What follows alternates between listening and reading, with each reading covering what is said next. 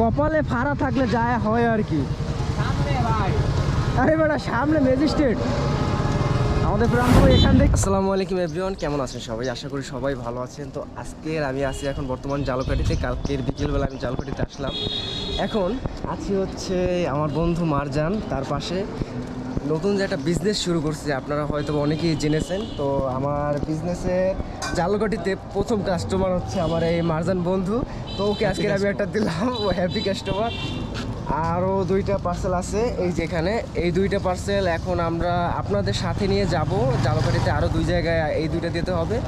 তারপরে বিকেলবেলা আরও ঘোরাঘুরি আছে, প্লাস আমি নদীর উপরে যাব। আমি একলা, আমার একটু আত্মীয় স্বজনের বাসায়। তো দেখা যাক আজকের ভিডিওটা আপনাদের কেমনভাবে আমি দেখাইতে পারি। তো চলুন আপনারা আমি একসাথে যাই। এখন ডেলিভারি দেওয়া শেষ, প্লাস খাবার দাবার খাওয়া শেষ, এবং আবদুল্লাহকে বাসায় পাঠিয়ে দিয়েছি।